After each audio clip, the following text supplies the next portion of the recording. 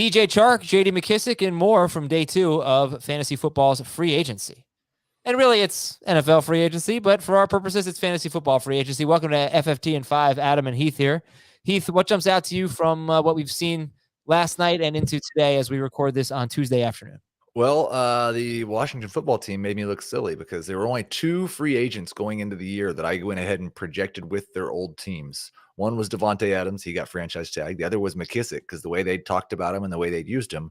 And they couldn't match $7 million over 2 years from the Bills. That's really, or chose not to, or McKissick didn't want to come back there, whatever. This opens up the door for Antonio Gibson to have the top 10 running back season that everybody believes that he could have. And it pretty much squashes any hope I had for Singletary being a number 2 running back.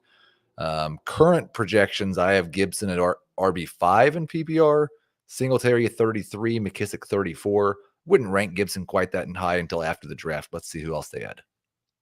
Is it really that bad for Devin Singletary? I think it is because they don't, like, I've talked about how Anthony Lynn offenses or the Washington offense have been very running back centric.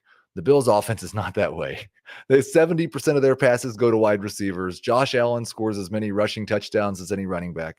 Like, you need to have a large percentage of the work, like Singletary did down the stretch last year, to be a good fantasy running back in this offense.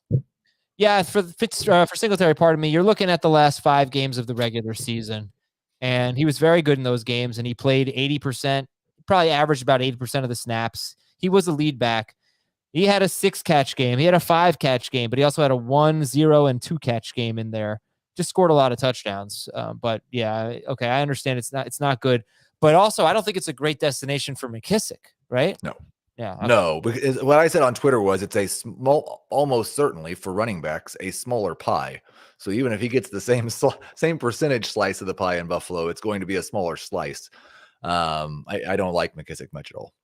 And Singletary, just to go back to that, Singletary had 7 catches in 2 playoff games. What do you think about DJ Chark on a 1-year deal to the Lions and then Evan Ingram on a 1-year deal to the Jaguars? Yeah, I am probably going to be more excited about Ingram than I am Chark, but I don't have either of these ranked as starters at their position. This is an ultimate prove-it deal for Chark, and I'm not sure he chose the best location. Jared Goff just does not look downfield that often. He's going to have to compete with not just Amon-Ra St. Brown, but Hawkinson getting a large share of the targets, DeAndre Swift getting a large share of the targets. This kind of feels like Swift will be a boom-bust flex, or Chark will be a boom-bust flex unless something major changes.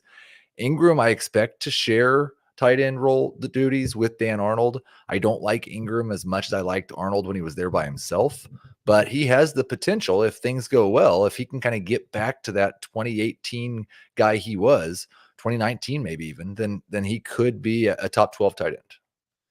Is anything else relevant really emerging here? You've got these I'm more signing deals. Yeah. I think I'm more excited than most about Russell Gage. He has shown us, he kind of turned into a new guy last year, and he's shown us in the past when he gets opportunity, when he gets volume, that he can produce. And Chris Godwin, we don't know for sure that he's going to be ready for week 1. He's coming off of an ACL. I think if you look at the last couple of weeks, there's generally a couple of weeks without Mike Evans, a couple of weeks without Chris Godwin.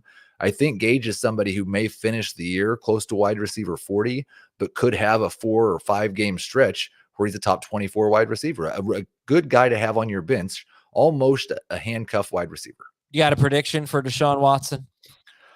It seems like it's going to be the Saints or the Panthers. I'm going to guess that he chooses New Orleans over Charlotte. So I'll go with Desean Watson goes.